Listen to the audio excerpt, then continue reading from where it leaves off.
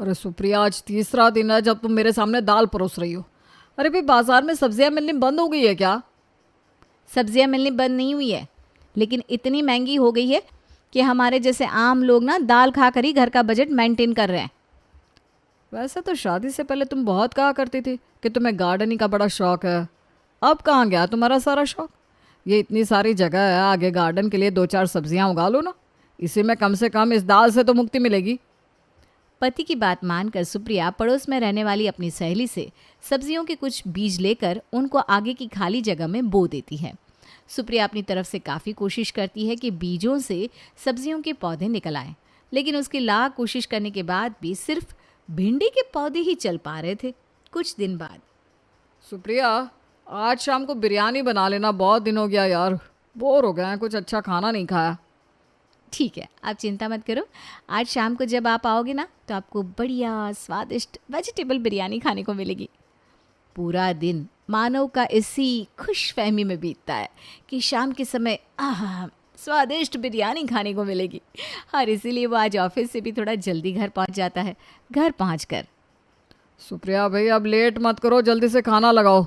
तुम्हें पता नहीं, आज मैंने लंच भी अच्छे से नहीं किया। सोचा आज तक जम के बिरयानी की दावत उड़ाऊंगा। अरे तो फिर इंतज़ार क्यों कर रहे हो? हाथ मुंह धोकर आ जाओ, मैं फटाफट खाना लगाती हूँ। मैंने तो कब का खाना तैयार भी कर लिया है। मानव हाथ मुंह धोकर टेबल पर बैठता है। जैसे ही सुप्रिया बिरयानी उसकी प्लेट में निकालती है, उसकी आंखें हैरानी से खुली रह जाती है। ये क्या है? मैंने तुमसे बिरयानी बनाने के लिए कहा था और तुमने ये क्या बना दिया? अरे तो बिरयानी बनाने के लिए कहा था तो बिरयानी बनाई है मैंने। तुम्हें पता है कितनी मेहनत लगी है इसे बनाने में? अब ज़्यादा नौटंकी मत करो, चुपचाप खाओ और खाकर बताओ कैसी बनी है। सुप्रिया, तुम्हारा दिमाग तो खराब नहीं है? भिंडी की बिरयानी कौन बनाता है यार? दुनिया की तुम पहली औरत हो जो बिरयानी में भिंडी डालकर बनाती हो। बाजार में बाकी सब्जियां मिलने बंद हो गई है क्या?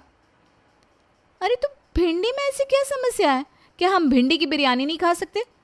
मैंने इतने प्यार से भिंडी के पौधे लगाए हैं, ताज़ी ताज़ी भिंडियाँ निकल रही हैं, तो हम बाजार से बासी और अनहेल्दी सब्जियां खरीद कर क्यों लाए भला? अपने खेत की ताज़ी नरम मुलायम भिंडी ही खाएंगे ना। सुप्रिया की बात सुनकर बेचारा मानव अपना सर पीट लेता है।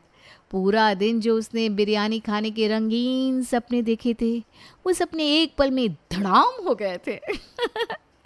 खैर, सुप्रिया के साथ बहस करने का कोई फ़ायदा नहीं था, इसलिए वो बेचारा मन मारकर भिंडी की बिरयानी खा लेता है। अगले दिन ऑफिस में, अरे भाई, तू तो बड़े लंबे लंबे वादे करके गया था कि आज मेरी बीवी बिरयानी बनाने वाली है, घर पहुंचकर तुझे फ़ोटो खींच कर भेजूंगा।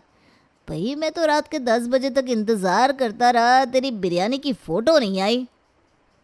मैं तुझे क्या बताऊं कि बिरयानी के नाम पर कल जो मेरे साथ हुआ है ना, वो अगर मैंने तुझे बता दिया तो पूरे ऑफिस में मेरा मजाक बन जाएगा। मेरी बीवी ने तो वैसे ही मेरी 2 पैसे की इज्जत नहीं छोड़ी है। अगले दिन सुबह, सुप्रिया यार, कुछ ढंग का नाश्ता बनाकर खिला दो। तुम्हारे डिनर के सदमे से तो मैं अभी तक घबराया हुआ हूँ। अरे आप सोच भी नहीं सकते, आज मैंने इतनी स्पेशल डिश बनाई है नाश्ते के लिए। फटाफट ना कराओ, मैं डाइनिंग टेबल पर गर्मा गर्म नाश्ता लगा रही हूँ। मानव ऑफिस के लिए रेडी होकर डाइनिंग टेबल पर आकर बैठता है तो देखता है कि सुप्रिया ने पराठे और रायता बनाकर टेबल पर लगा रखा है। अरे वाह, ये हुई ना बात। ये वर्ल्ड का सबसे बेस्ट नाश्ता है, पराठा और रायता। इतना कहकर जैसे ही मानव पराठे का पहला टुकड़ा तोड़कर रायता मुंह में रखता है कि उसके चेहरे के एक्सप्रेशन चेंज हो जाते हैं। सुप्रिया, ये क्या है भाई? भिंडी के पराठे कौन बनाता है? कौन बनाता है कौन नहीं बनाता वो सब आप छोड़ो, ये बताओ कि कैसे बना है। और तुमने वो रायता ट्राई किया?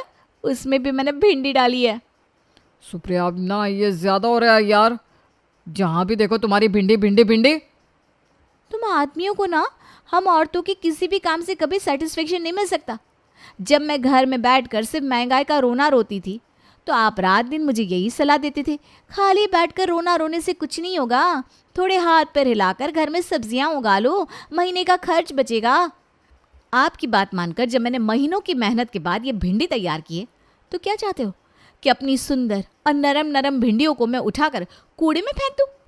अरे मुझे मेरी जान से भी ज़्यादा प्यार है अपनी भिंडी के पौधे से, और मेरी भिंडी के बारे में ना एक शब्द भी कहा तो मुझसे बुरा कोई नहीं होगा। आपको खाना है तो भिंडी ही खानी पड़ेगी, वरना जाओ बाहर जाकर ढाबे पर खाना खा लो।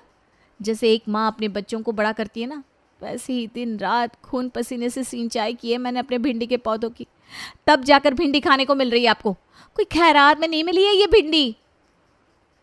अरे यार तुम तो इमोशनल हो गई। एक भिंडी के लिए पति को इतनी बातें सुना दी। इस भिंडी में खाद और पानी देते देते तुम्हारा मानसिक संतुलन तो नहीं हिल गया ना कहीं? हाँ हाँ, अब मुझे पागल पे साबित कर दो, यही बाकी रह गया है। एक तो दिन रात मेहनत करो, घर चलाओ, फिर पौधे उगाकर घर का खर्चा बचाने के लिए किसानी मजदूरी करो, और उसके बाद भी बीवी को पागल करार दी तो सही कहते हैं दुनिया वाले, एक औरत को कभी भी इज्जत मिलती नहीं है। मैं ऐसा करता हूँ, मैं ऑफिस के लिए निकलता हूँ, तुम्हारा अब कुछ ज़्यादा ही हो रहा है। मानो ऑफिस के लिए बैग उठाकर जाने लगता है। टिफिन तो लेकर जाओ, तुम्हें पता है पूरा 1 घंटा लगा है भरवा भिंडी बनाने में। और हाँ, अपने दोस्तों को मत बांट देना, खुद खाना बहुत प्यार से बनाया है मैंने। अगर 1-2 दिन मैंने और भिंडी खाई ना तो कसम से चक्कर खाकर गिर जाऊंगा मैं। पिछले 10 दिन से लगातार तीनों वक्त के खाने में मैं सिर्फ भिंडी भिंडी भिंडी खा रहा हूँ। अब तो मुझे रात में सपने में भी भिंडी ही आती है। ऑफिस पहुंचने की कुछ देर बाद मानव का फ़ोन सुप्रिया के पास आता है। सुप्रिया, आज रात का खाना मत बनाना।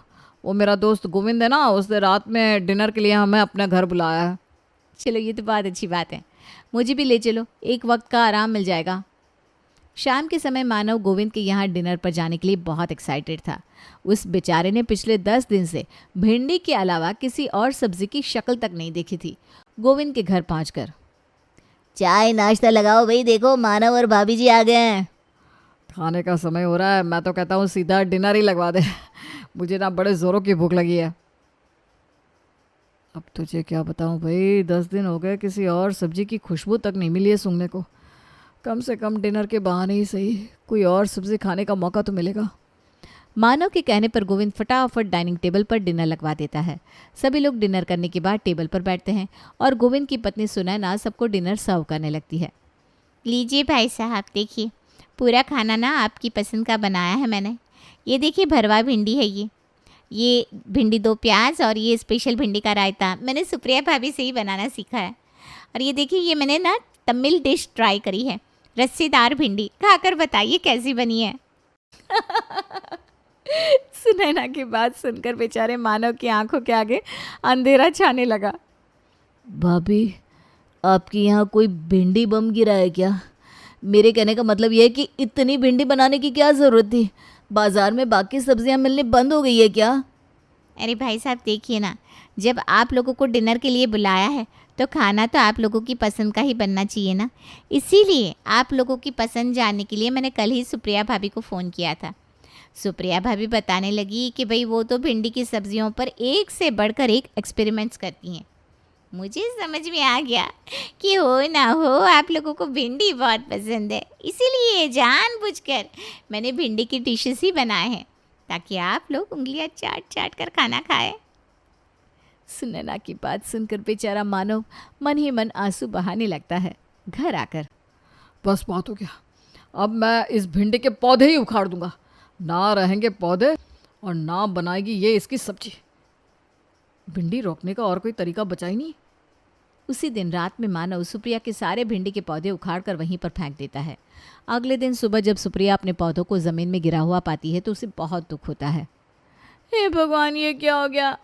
मेरे बच्चों को किसने उखाड़ कर फेंक दिया? मैं बता रही हूँ आपको, कभी खुश नहीं रहेगा वो जिसने मेरे पौधों को इतनी बेदर्दी से उखाड़ा है। अरे सुप्रिया, जाने दो ना, इस तरह से किसी को बद्दुआ नहीं दी जाती। छोड़ो, वैसे भी हम बहुत भिंडी खा चुके हैं। उखाड़ दिया तो उखाड़ दिया, इसी बहाने घर में कोई नई सब्जी तो बनेगी। अब देखता हूँ कैसे सुप्रिया मुझे भिंडी खिलाकर टॉर्चर करती है। आज तो घर में कोई नई सब्जी बनकर रहेगी। खुश होकर मानव टिफ़िन लेकर अपने ऑफिस पहुंचता है। जैसे ही लंच के समय मानव अपना टिफ़िन खोलता है भिंडी देखकर बेचारा अपना सर पीट लेता है। अरे सुप्रिया, अब भिंडी के पौधे तो सब उखड़ गए थे ना, फिर आज लंच में भिंडी किस खुशी में बनाकर भेजी तुमने? अरे भिंडी के पौधे उखाड़ देंगे तो क्या हम भिंडी खाना बंद कर देंगे? आपको पता भी है 8-10 किलो भिंडी फ्रीज़र में स्टोर करके रखी है मैंने। आप चिंता ना करो, अभी तो ये महीने भर आराम से चलेगी। एक कहानी है नीतू की। जिससे खाने में एक्सपेरिमेंट करना काफी पसंद था। इसीलिए नीतू टीवी में रोज कुकिंग शो देखा करती थी। वहीं नीतू की शादी को अभी सिर्फ 1 महीना ही हुआ है, तो इस वक्त भी नीतू आराम से बैठकर कुकिंग शो देख रही है। वाह, ये डिश कितनी अच्छी लग रही है, एक बार मैं इसे ट्राई जरूर करूंगी। लेकिन चलो इससे पहले अपने घर का काम तो निपटा लूं। नीतू पहले तो अपने घर का सारा काम निपटा लेती है और उसके बाद सब्जियों के साथ अपना एक्सपेरिमेंट चालू कर देती है। वो अपनी डायरी खोलती है। अरे, तो कुकिंग वाली मैडम ने क्या बताया था? पहले डालना है नमक, फिर डालना है सोडा। नीतू के पास एक डायरी थी जिसमें वो नए नए एक्सपेरिमेंट्स और नए नए डिशेस वगैरह की रेसिपी लिखा करती थी। थोड़ी देर बाद हम क्या देखते हैं, नीतू ने एक अजीबोगरीब सब्जियों का केक बनाया है। वाह, देखने में कितना सुंदर लग रहा है। वाह नीतू वाह, तेरा तो कोई जवाब नहीं। थोड़ी देर बाद जगत ऑफिस से आता है। पतिदेव, मैंने आपके लिए एक न्यू डिश बनाई है। अच्छा? हाँ जी। वाह, लगता है कोई नई डिश है। न्यू सिपिंग न्यू है ये तो। वाह भाई, मेरी पत्नी तो बहुत टैलेंटेड है। इसमें कौन सी बड़ी बात है, चलो जल्दी से हाथ मुंह धोकर आओ, मैं ना तुम्हारे लिए वो डिश लेकर आती हूँ। इतना कहकर नीतू किचन में चली जाती है और एक प्लेट में वही केक रखकर अपने पति के सामने ले आती है। देखिए पतिदेव, दिखने में कितना अच्छा लग रहा है ना? अरे हाँ, वाकई में। लेकिन नीतू ये तो बताओ, देखने में तो केक लग रहा है, लेकिन इसकी खुशबू केक जैसे क्यों नहीं आ रही? वो इसलिए क्योंकि ये डिश कुछ खास और अलग है। अच्छा बातें छोड़िए, जल्दी से इसे ट्राई करिए और मुझे बताइए कैसा बना है। अच्छा लाओ लाओ। नीतू का पति केक का एक पीस अपने मुंह में डालता है और जैसे ही वो अजीबोगरीब केक जगत के मुंह में जाता है, उसकी हालत खराब हो जाती है। दरअसल केक में तो थी मिर्ची, और वो भी इतनी तेज। अरे क्या हुआ, इतना बेकार बना है क्या? अरे नहीं तो ये तो छोड़ ही दो, ये बताओ तुमने इसमें मिर्ची मिलाई है क्या? और ऊपर से ये केक है या कोई मसालेदार सब्जी? बाप रे। अपने पति के मुंह से ये सुनकर नीतू निराश हो जाती है। अरे दुखी मत हो नीतू, मैंने ये थोड़ी ना कहा कि बेकार बनाया, मैं तो बस तुम्हें बता रहा हूँ कि इसमें क्या क्या कमी रह गई है, ताकि नेक्स्ट टाइम तुम ध्यान रख पाओ ना। अच्छा, सच्ची में अच्छा है? अरे हाँ, बहुत अच्छा है। अगर अच्छा बना है तो खाकर दिखाओ, चलो। हाँ, क्यों नहीं। फिर क्या, बेचारा जगत अपनी पत्नी की खुशी के लिए उस अजीबोगरीब केक को खा ही लेता है। चलो, कम से कम आपने इतना तो खा लिया, यही मेरे लिए बहुत है। लेकिन आप चिंता मत करिए, नेक्स्ट टाइम में मैं पूरा ध्यान रखूंगी। अरे प्लीज नीतू, इस डिश को ना जल्दी मत बनाना, करीब 1-2 महीने बाद ही बनाना है, क्योंकि अभी तो मेरा मन भर गया है। अरे हाँ बाबा, ओके ना, चिंता मत करो। नीतू का पति वो डिश खाता है, तब जाकर नीतू को चैन मिलता है। अच्छा हुआ कि मम्मी पापा घर में नहीं है, वरना उनको भी ये डिश खानी पड़ती। दरअसल जगत के माता पिता जगत की मौसी और मौसा के साथ वैष्णो देवी के दर्शन करने गए हुए थे। खैर, अगर बात करी जाए नीतू की सब्जियों पर एक्सपेरिमेंट करने की, तो ये तो बस जनाब अभी शुरुआत थी, जिसकी खबर जगत और उसके माता पिता को नहीं थी। उसी शाम जब नीतू बाजार से वापस घर लौट रही थी, तो न्यू डिश बनाने के लिए जो भी सामान लगने वाले हैं वो तो मैंने ले लिए, देख लो जरा कहीं कुछ रह तो नहीं गया। इतना कहकर नीतू अपने बैग को चेक करने लगती है। तभी वहां पर उसकी पड़ोसन देविका आ जाती है। अरे नीतू, कैसी हो? मैं ठीक हूँ देविका, तुम ठीक हो ना? हाँ, बस मैं भी बढ़िया हूँ। नीतू, तुम्हें पता है हमारी पड़ोसी अनीता आंटी है ना, उनकी बहू तो बड़ी टैलेंटेड है। क्यों? अरे सुना है एक से एक डिश बना लेती है। अरे ऐसा कोई भी डिश नहीं है जो उसे बनाना ना आता हो। पहले तो मुझे भी लगा था कि अनीता आंटी अपनी बहू की कुछ ज्यादा ही तारीफ कर रही है, लेकिन जब मैं और पल्लवी अपनी अपनी सासू माँ के साथ उनके घर गए ना, तब अनीता आंटी की बहू ने एक नई डिश बना कर दी। उसका तो ना मुझे नाम भी नहीं आ रहा है, कुछ पकौड़ी जैसा था, और उसमें उसने ना कुछ नया ऐड किया था, अपना खुद का। कसम से नहीं तो मानना पड़ेगा, बहुत टैलेंटेड है वो। उसने जो बनाया था ना, वो खाने में बहुत स्वादिष्ट भी लग रहा था। अच्छा?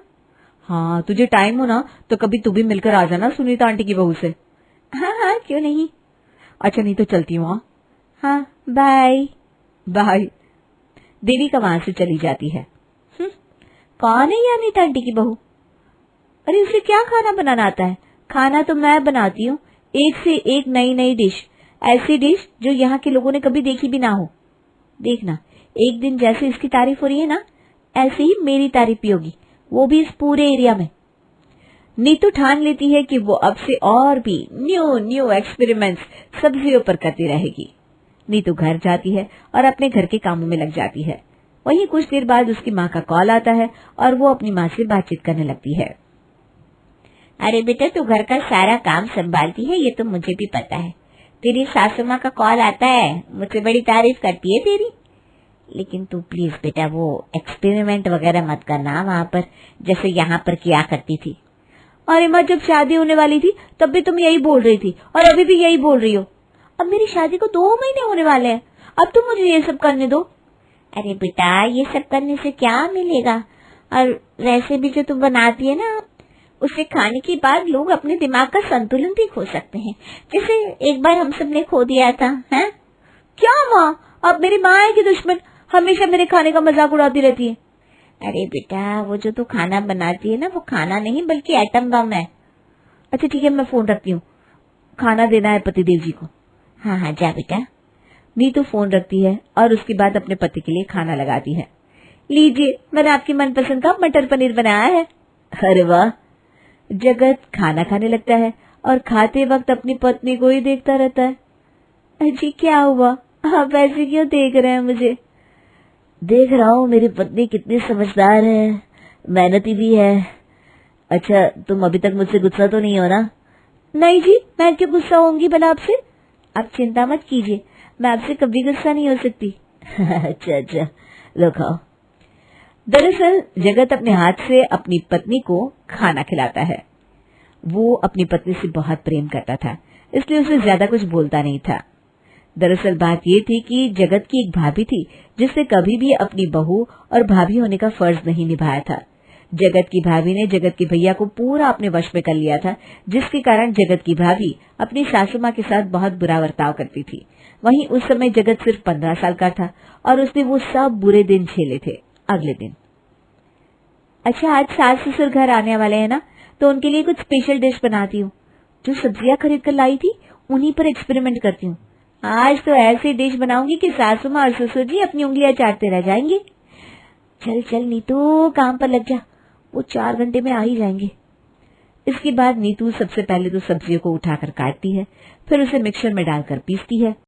अब इसमें ना बनाना डाल देती हूँ। ससुर जी को बनाना शेक बहुत पसंद है ना, उनको ये वाला शेक तो बहुत ही पसंद आएगा क्योंकि इसमें बहुत ताकत और पोषण है। ये तो तैयार हो गया। अब बनाती हूँ लौकी की नई रेसिपी। सबसे पहले नीतू लौकी लेती है और उसे साबुत ही बॉईल कर देती है। चलो ये तो बॉईल हो गया।